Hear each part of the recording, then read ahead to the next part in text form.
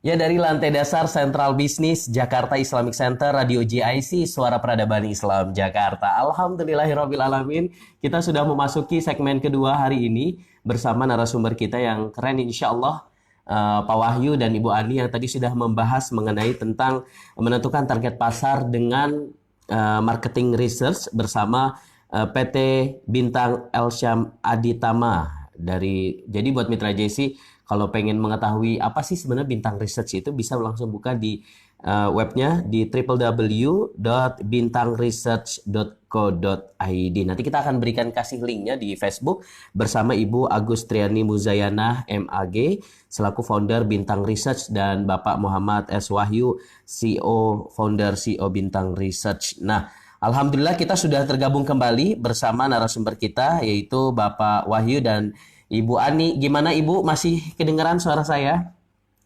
Masih, alhamdulillah. Alhamdulillah.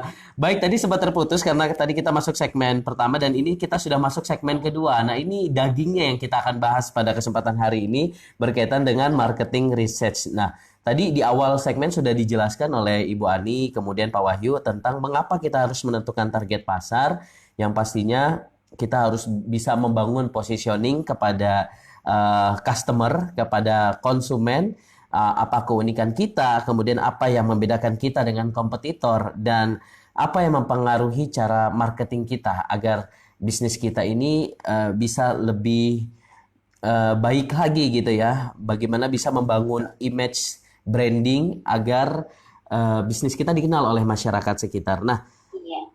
tadi sudah dibahas mengenai riset pasar sebagai peta bisnis nggak Pak? Sudah, tadi.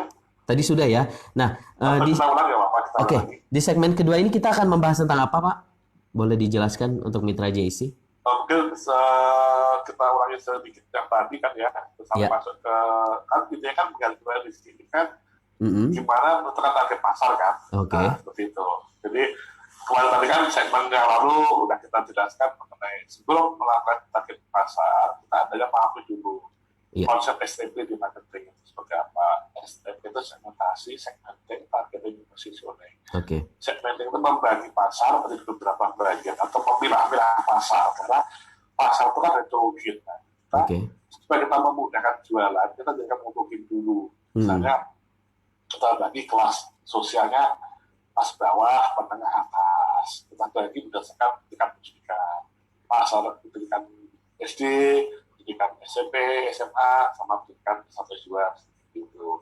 Kita bagi pasar berdasarkan wilayah geografis, ya pasar untuk wilayah DKI, sama pasar wilayah Jawa Barat dan sebagainya. Oke. Kita bagi pasar berdasarkan gaya hidup, misalnya gaya hidup orang-orang seperti kongko, hangout, orang-orang terdiam, terus orang-orang religius misalnya seperti itu, dan lain-lain. Itu segmentasi pasar. Nah, setelah segmentasi pasar ini kita tentukan targetnya. Misalnya kita pilih sosial kelasnya kelas bawah, terus jelas kelaminnya perempuan misalnya, terus perempuan seperti apa, remaja bisa diskusinya. Remaja kan banyak nih ya, perempuan remaja di kelas sosial bawah. Kita spesifik lagi, misalnya kita cari remaja usia rentang sampai remaja lah, antara 15 sampai 20 tahun misalnya. Terus remaja seperti apa? Remaja religius, ya kan? Atau religius. Religius kita bagi lagi. Banyak remaja, contohnya fashion aja ya. Fashion baju muslim, kan banyak sekali itu remaja religius. Ada yang suka, apa tuh namanya?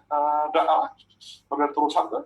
Gamis, ada yang suka potongan, ada yang suka model celana, model rok, macam-macam. Mungkin nanti kita bisa ini ya, langsung ke bagaimana sih kalau kita melakukan riset,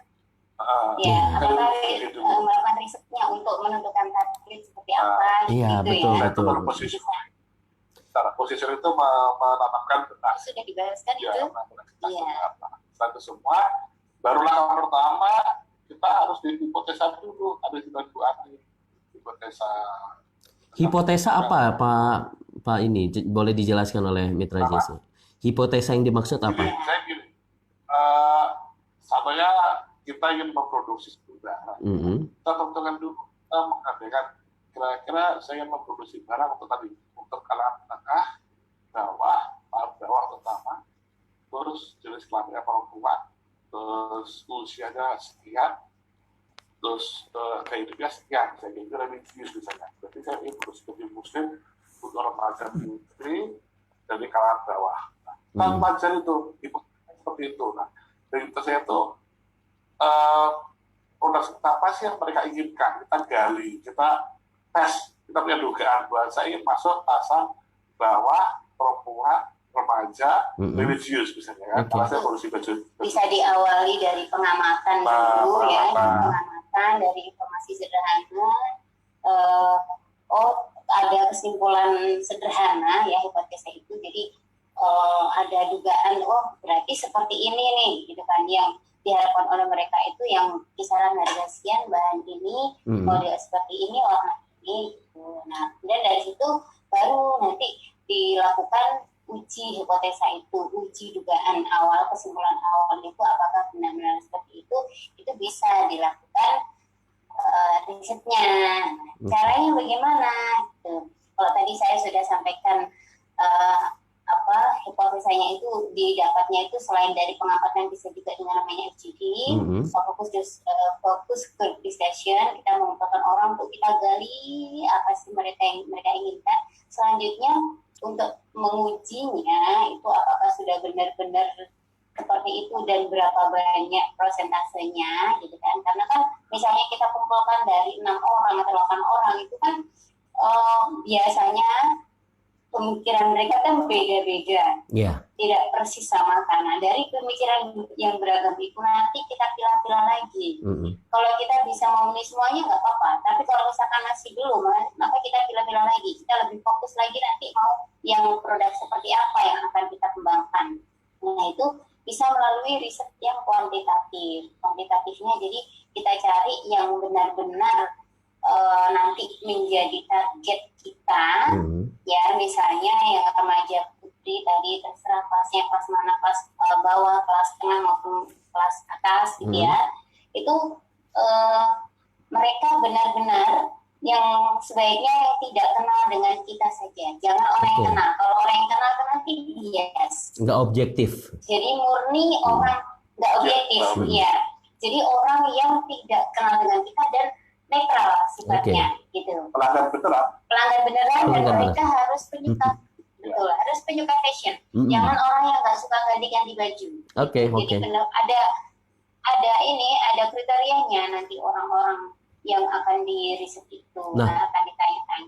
Tadi kan sudah dijelaskan oleh Pak Wahyu atau Ibu Ani mengenai kuantitatif gitu ya. Artinya kan ini membutuhkan data-data yang valid gitu dari para customer. Nah, untuk bisa mendapatkan data itu agar tadi sudah dikatakan agar objektif gitu kan.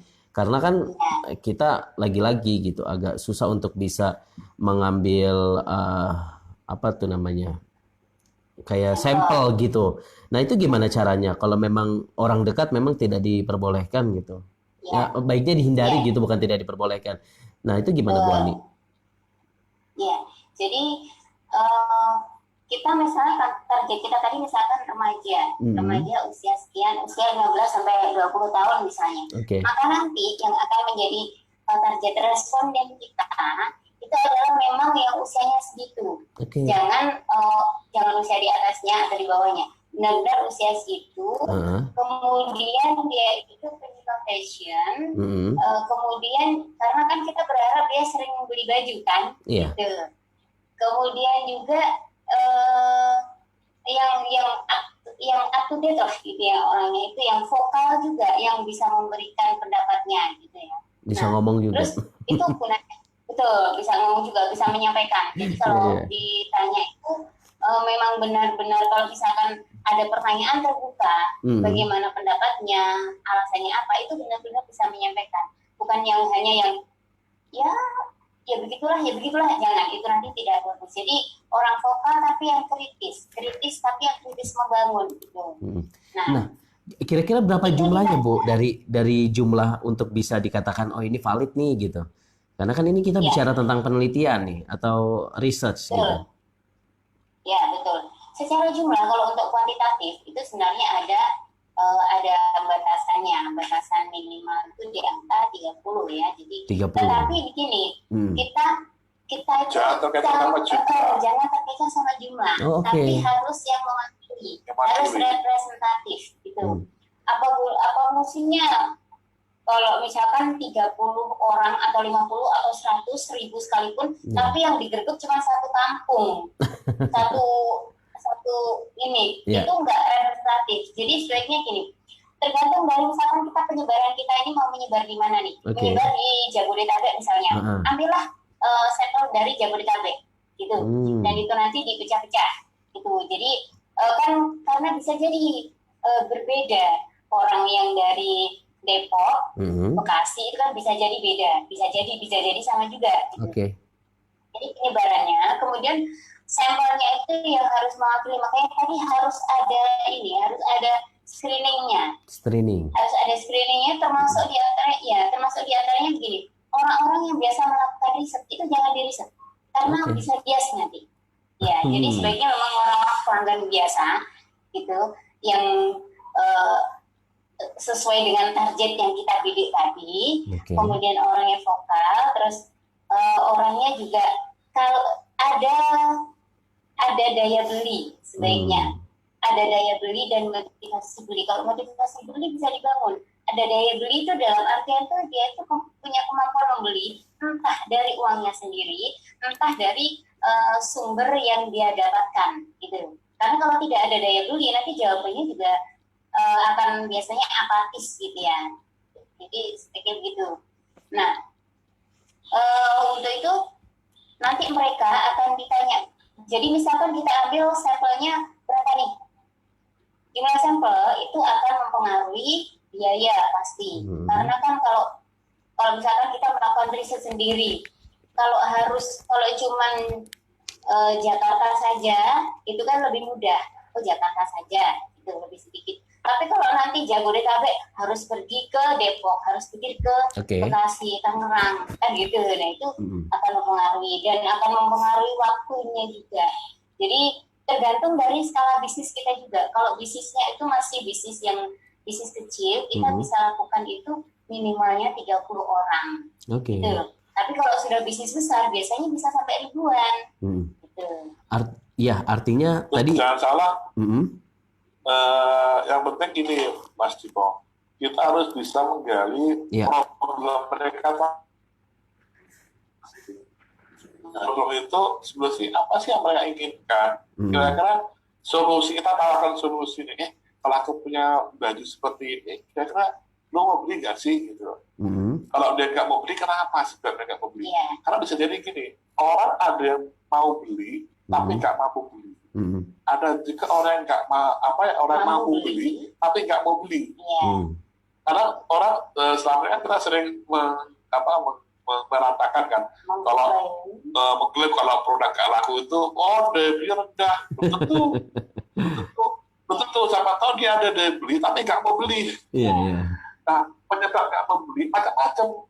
Yang paling parah adalah kalau dia nggak mau beli karena kita jualannya salah. Jangan sampai terjadi produk bagus, dia mampu beli, dia ada uang, tapi dia jualnya kayak gitu sih. Yang jual dia lagi, nggak mau dia, saya. Jadi nanti ada di kuantitatif itu nanti ada beberapa poin yang kita surveikan ya. Di antaranya ya produknya itu sendiri, kemudian yang kedua adalah pelayanannya, kemudian packagingnya. Nah itu yang pasti harganya, gitu kan. Kemudian memperoleh itu berarti lokasinya. Banyak itu, ya, lokasi banyak. Jualannya itu banyak.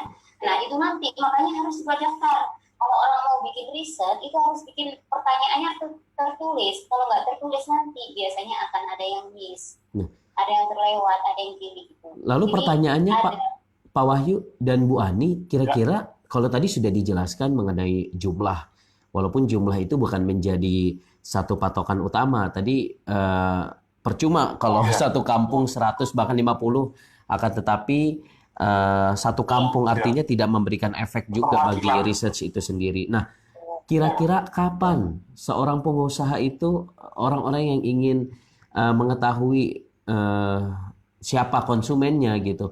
Untuk bisa meneliti untuk marketing research, apakah di awal atau di tengah atau kalau di akhir kayaknya udah enggak nih. Ataukah pas lagi di jalan di pertengahan baru di research atau gimana? Coba boleh disampaikan Ibu atau Bapak. Ini Mas, tadi kan disilakan aja secara kual dan kuat ya. Kual itu gampang aja sih. Ya, kita kual nih, ajak ngobrol orang-orang. Oke. Aku rencana aku mau buat ini nih, baju muslim nih. Kira-kira lu selama ini pakai baju muslim apa sih? Terus di baju muslim itu kita sama ke anak remaja ya. Kita kan mau jadi remaja ya. Remaja religius ya. Kira-kira baju muslim itu soal pertama sih anak-anak suka. Terus dari model terusan sama yang potongan itu kira lebih suka mana? Yang rok sama celana mana lebih disukai? Nah, gali. Terus selama ini yang masalah dalam memilih baju muslim itu apa sih yang jadi masalah? Oh, saya ukuran terus nggak cocok. Nah, kita temukan ukuran, nah kita tawarkan. Nah, kalau itu ukuran, saya akan membidik ukuran.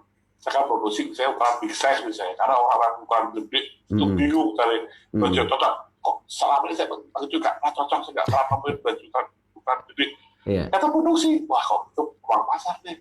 Dan produksi baju ukuran big size dan jumbo segitu. Yang khusus produksi baju jumbo misalnya. Temukan ide itu, baru kita tawarkan. Kita ngomong nih, kalau aku produksi baju jumbo, mereka lu mau beli nggak? Aku itu begini, kan agak gitu. Nah, harga yang mau beli berapa? Seperti itu. Nah, dari situ kan terkumpul tuh. Itu secara kualitatif, Mas.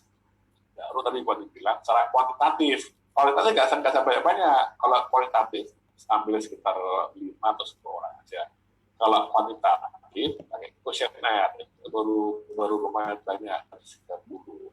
Cuma di sini kembali jangan terjebak sampai angka jumlah, tapi lebih ke mempresentasikan atau mewakili. Silakan Bu Ani mau lanjut. Oke, silakan Bu Ani. Gimana Mas? Iya, tadi sudah paham. Jadi gini ya Pak ya, kurang lebih tadi disampaikan.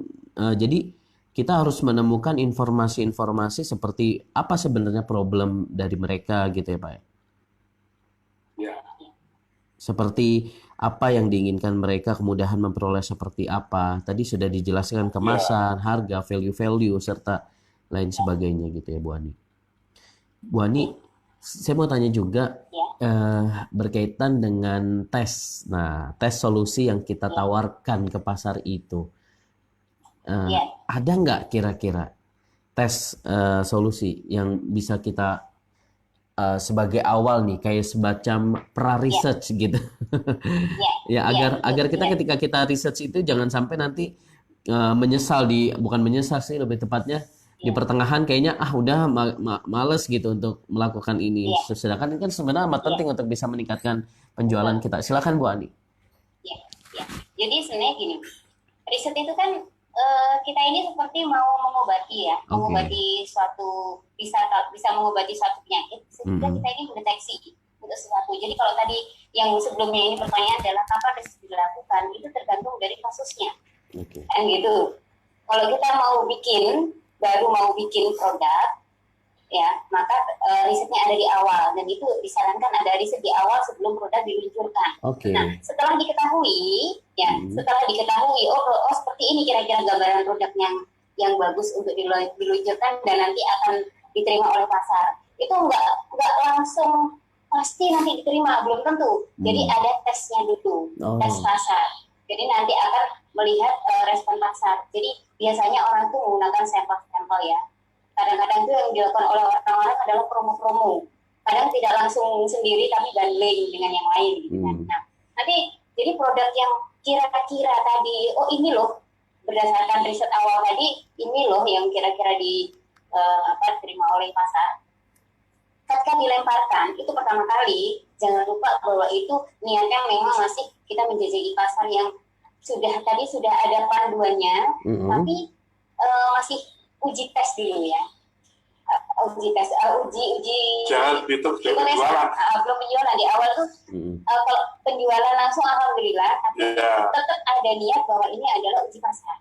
Masih Oke. gratis bisa Seperti ini, nggak harus, ya boleh gratis, boleh juga tetap beli karena nanti melihat dijual seperti itu tuh laku apa enggaknya misalnya. Nah itu nanti kalau sudah di situ di tes pasar itu, kemudian nanti kan akan kelihatan di evaluasi. Oh berarti ini loh, kan ada beberapa nanti ya, ada beberapa yang kita lemparkan, beberapa produk misalnya, kita akan bisa melihat kelebihan kita, kelebihan produk kita apa, kelemahannya apa. Kemudian bisa jadi produk sudah bagus, cara pemasarannya yang kurang. Oke. Bisa jadi sebenarnya pemasaran sudah bagus, tapi value yang diberikan itu yang kurang. Bisa jadi ini, nah itu nanti akan kelihatan. Jadi nanti diluncurkan lagi, setelah diluncurkan ke pasar benar-benar kan nanti akan dievaluasi, kemudian ada perbaikan, lempar lagi ke pasar. Nah setelah kira-kira mungkin 3 bulan, 6 bulan, setahun itu berkala, nanti lakukan evaluasi lagi, berupa riset lagi. Risetnya itu bisa dalam bentuk riset kepuasan pelanggan. Bagaimana sih kepuasan pelanggan kita terhadap pelayanan kita, terhadap value kita gitu. Dan kita jangan lupa bahwa perilaku konsumen itu bisa berubah. Nah itu dengan riset yang berkala itu akan bisa diketahui pelaku konsumen itu masih tetap atau ada perubahan, dan kita kan harus mengikuti perubahan itu. Nah, contoh corona ini Mas, ini menarik nih. Nah, itu gimana nih? Di lagu corona kan otomatis merubah perilaku konsumen kan ya. Iya. Orang tadi belanja ke supermarket, tiba-tiba harus online, harus di rumah. Dia pesan online, belanja online. Orang yang tadinya pesan makanan beli langsung harus pakai GoFood misalnya. Oke. Atau orang yang tadinya apapun lah, itu kan berubah perilaku. Jadi kita harus adaptasi. Jadi kita harus berdamai dengan keadaan. Jangan kita patok, wah nggak bisa kok itu, bisnis saya mati. Saya bukan tugas pemerintah. Pemerintah nggak becus gini. Loh, Anda jangan menyalahkan pemerintah. Masa ini kan wabah. Semua negara mengalami. Ya kita harus adaptasi. Kita harus beradaptasi.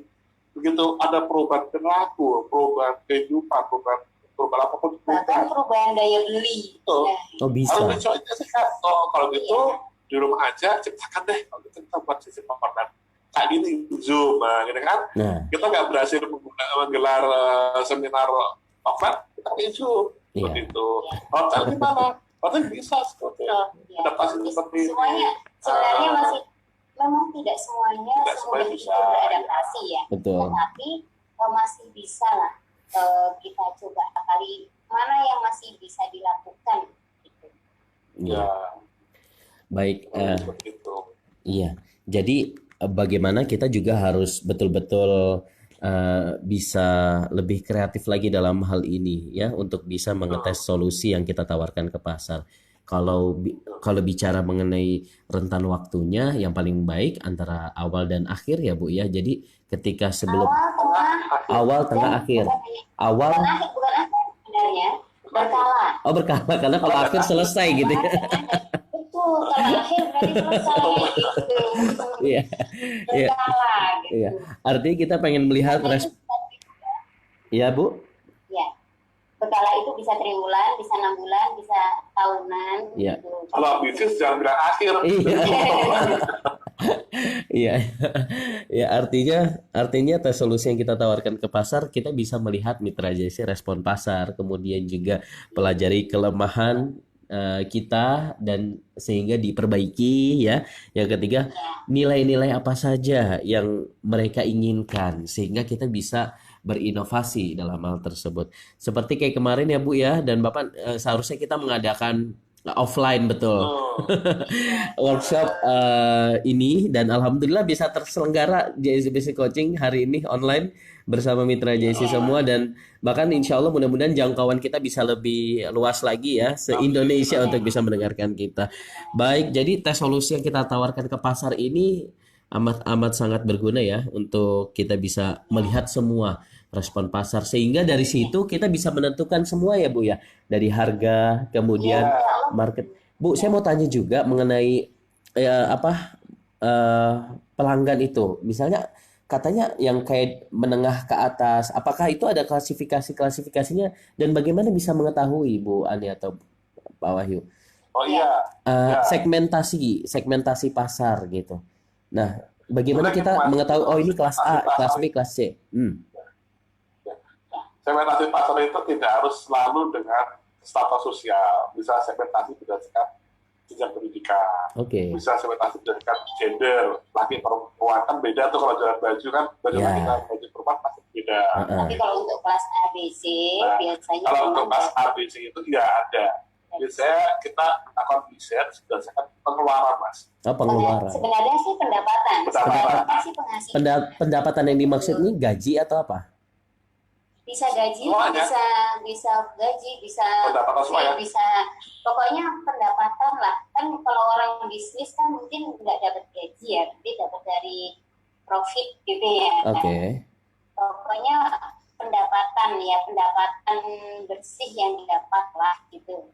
Nah, bisa jadi dari situ. Tapi kalau kita nanya pendapatannya per bulan berapa, biasanya orang kan tersinggung Nggak mau. kalau ditanya seperti Iya, itu. betul. Karena nggak jujur. Nggak mau kan, nggak jujur. Terus apaan ini nanya-nanya seperti Nanya-nanya. itu, jangan-jangan mau merampok, nah kan Iya. gitu. Bisa juga. Kita bisa dengan menggunakan yang lain. Pengeluaran. Caranya misalnya dengan pengeluaran atau dengan aset yang dimiliki. Ya. Asetnya misalnya apakah rumah Bapak pribadi punya atau mobil. kontrak, Mobil berapa? mobilnya berapa, tanah Berapa? berapa, merek apa. Oh, berapa?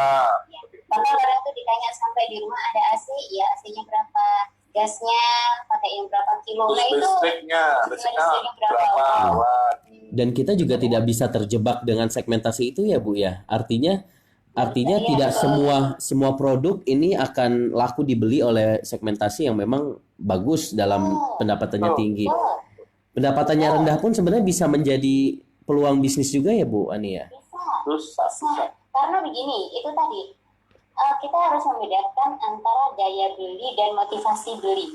Daya beli adalah kemampuan membeli, jadi jumlah uang yang dimiliki untuk membeli. Kadang-kadang itu orang itu daya beli tinggi, motivasi rendah. Motivasi beli rendah artinya punya uang banyak nggak mau beli. Atau Oke. sebenarnya uangnya itu sedikit tapi pengen sekali beli. Sampai kredit gitu kan. Jadi yang selain daya beli, baru dilihatnya adalah pada motivasi beli. Yang paling menentukan laku dan tidaknya produk kita adalah motivasi beli. Oke. Gitu. Motivasi beli seseorang itu bagaimana terhadap produk kita. Karena itu nanti motivasi beli itu sifatnya itu subjektif ya. Bisa jadi produk kita tuh sama-sama. Saya tuh sama-sama punya ayam goreng loh, dia juga sama-sama punya ayam goreng loh. Dan kenapa saya laris kok di sini nggak laris? Kenapa dia lebih suka beli di sana daripada di sini? Itu berarti motivasi beli. Padahal mungkin rasanya sama, ukurannya sama. Kita harus introspeksi, Mas. Introspeksi. Kenapa nggak mau beli di sini? Kenapa mau belinya kok di sana? Nah itu yang itu nggak perlu riset itu. Kita kejadian pernah kayak kita seperti itu. Ada kayak kami seperti itu makanan, sama makanannya, sama-sama cadangnya, tapi cabang A lebih laku, cabang dia yang satu lagi kok nggak laku. Kenapa? Ternyata setelah kita melakukan survei, ternyata makanan dia itu dekat dengan bengkel. Kasih. Mengaruhi itu. Sekarang orang mau makan higienis ada bengkel. Apa dalam pikiran kita? Ya bau ban gitu. Nah, bukan apa? Keras, bau oli gitu kan. Oli. Seperti itu kadang kan nggak kita sadari. Atau kita ke terminal, debu. Orang apa terteh. Di terminal itu bisa jadi rame, bisa jadi enggak. Itu. Ya kan? Tapi kalau mau bikin resto, saran kita sih bukan di terminal. Karena kalau resto, tergantung segmen memang. Kalau untuk restoran misalnya, biasanya adalah yang diinginkan adalah value. Karena orang masuk restoran, apalagi restoran besar gitu ya, itu uang berapapun nggak masalah. Ya kan, uang nggak masalah, tapi value yang diinginkan. Bisa jadi karena experience-nya di sana gitu kan. Kadang-kadang kita kan lihat tuh, itu restoran sebesar itu apa sih yang dijual? Mie doang, ya Allah, mie doang gitu. Laris gitu ya. dijual itu bukan semata Karena produk. setelah kita masuk, wifi-nya kenceng, Iya, pantas. ada mungkin wifi-nya.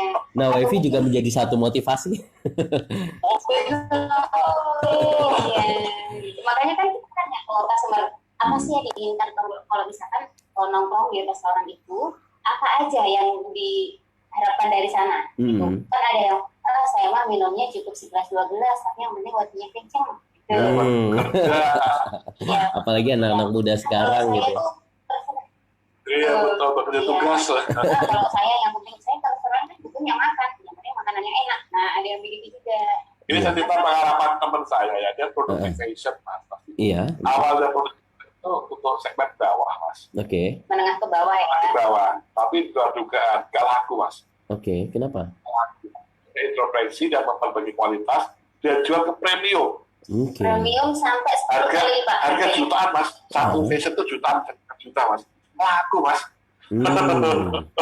Ketika cuma ratusan ribu nggak laku. Itu lah keunikan Ketika customer. jutaan laku. Iya, Gitu ya. ketika dia jual harga 100-200 gak laku. Tapi setelah dia jual harga 5 juta ke atas, laku tuh mas. Nah, Itu anehnya customer tuh.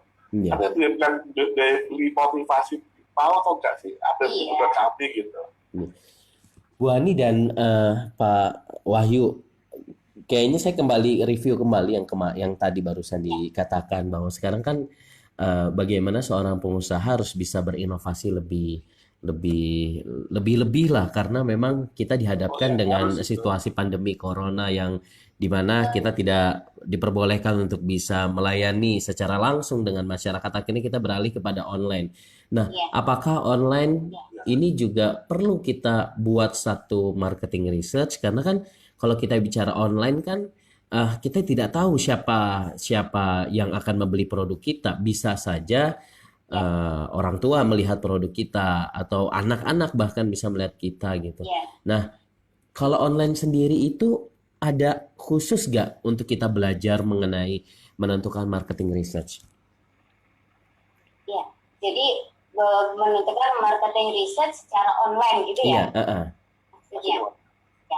Iya ada bisa. Jadi kita bisa misalkan penjualan online itu misalkan kita mau di marketplace apa, kan gitu. Apakah yang berbasis web kita sendiri atau di marketplace yang sudah eksis.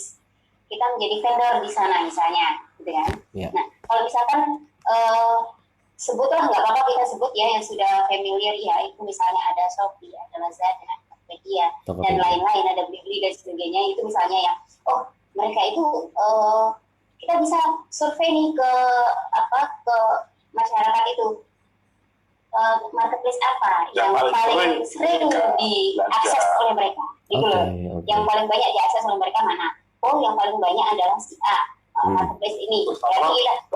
Kira-kira di situ kita akan bisa meraup konsumen yang berapa banyak. anggaran yang dianggarkan untuk beli satu produk, tidak menganggarkan juga 100.000, jadi harga kita tidak mahal.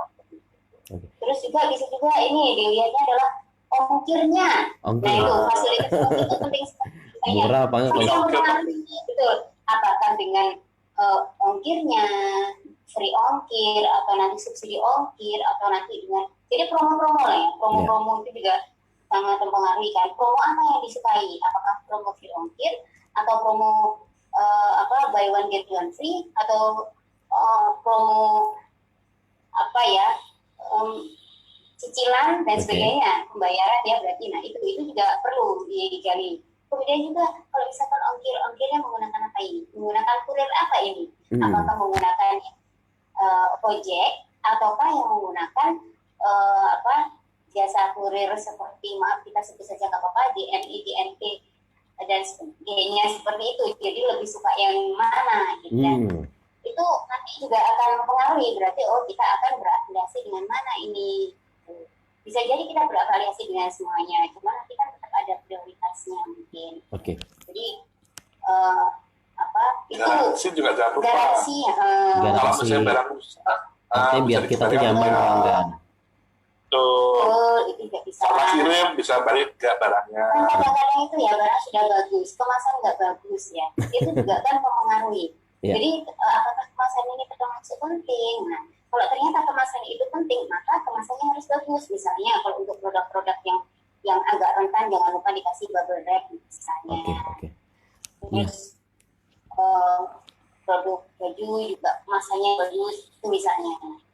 Baik, Bu Ani, Pak Wahyu, karena memang waktu kita juga sangat terbatas, sedangkan ada beberapa poin-poin lagi yang belum kita sampaikan kepada mitra JSC ya. Padahal ini materi ini amat sangat menarik sekali dan kayaknya kita tidak bisa selesaikan dalam waktu 1 hari. Mudah-mudahan kita bisa lanjutkan kembali di lain kesempatan. Tapi terakhir Pak Wahyu, Amin, amin. nah kalau Bintang Research ini saya mau tanya, apakah dari Bintang Research ini juga membuka peluang buat mitra JC yang ataupun para pendengar gitu yang melihat siaran kita hari ini bisa juga untuk membantu gitu untuk meresearch produknya atau penjualannya. Nah, seperti apa nanti teknisnya? Boleh dijelaskan Ibu Ani dan Pak Wahyu? Ya, jadi memang bidang riset ini kita ada itu memang untuk membantu ya, untuk membantu para pengusaha dari berbagai kelas usahanya, baik kelas yang masih kelas pemula maupun kelas yang sudah kelas besar ya. Maka nanti insya Allah kita bersedia untuk membantu untuk masalah di pemasarannya atau riset pasarnya atau pemasarannya. Jadi kendala-kendala pasarnya itu seperti apa, insya Allah kita bersedia membantu. Nah, bagaimana Mas tesnya nanti bisa dilihat di web kita ya, bisa diakses di web kita, di sana ada nomor kontak juga, di email juga bisa. Email juga bisa, ya. Wah, itu bintangriset.co.id. Kalau mau diskusi juga boleh, tanya-tanya. Ya, karena kita sendiri selain untuk itu ya, untuk risetnya sendiri, itu kita juga sering melakukan pelatihan-pelatihan. Jadi nanti edukasi, karena gini, banyak kita lihat itu pengusaha yang bermasalah di bisnisnya, tapi tidak tahu harus bagaimana. Bahkan sebagian juga belum aware terhadap riset, gitu kan sebagiannya ya. Masih ATM. Tadi kita lupa ya belum. Oh iya, ATM, amati tiru dan modifikasi. Langsung dibahas aja Ibu Ani. Oh iya, nggak apa-apa ya. ATM deh misalnya gitu ya. ATM, amati tiru modifikasi. Itu sebenarnya adalah kalau kita ATM, kita adalah kompetitor. Kita hadir sebagai kompetitor, ya kan? Karena kita amati dan meniru lalu memodifikasi. Otomatis orang yang datang belakangan ini kompetitor ini datangnya itu biasanya lebih baik daripada yang sebelumnya. Karena apa? Karena dia sudah melihat apa yang sudah ada, kekurangannya apa, itu sudah dipelajari, kelebihannya apa diambil, kekurangannya itu ditinggal, dan akan digantikan dengan yang lebih bagus, biasanya begitu.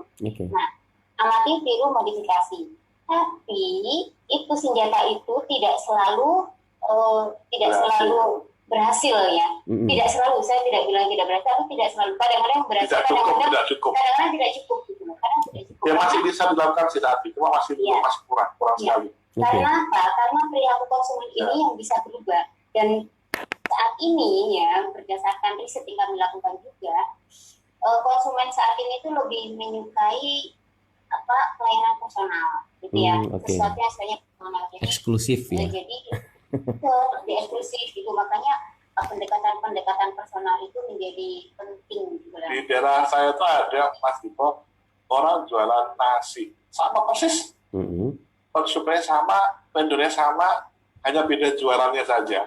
Tapi tetap ya ada satu yang nggak laku, Mas. Iya, satu laku, satu nggak laku. Apakah itu berhasil? Itu kan pasti bisa dikatakan ya kita bilang ya nggak berhasil, tapi nggak cukup sih. Dia ada faktor-faktornya harus dia lebih kaji, nggak sekedar amati itu kasih aja. Tapi harus mengamati kompetitor juga. Apa yang dilakukan oleh kompetitor? Kalau sama persis apa bedanya berkaitan dengan dia? Kita harus mengambil value lebih. Misalnya dia makanannya harganya 10.000, kita kasih 10.000 plus kerupuk misalnya. Atau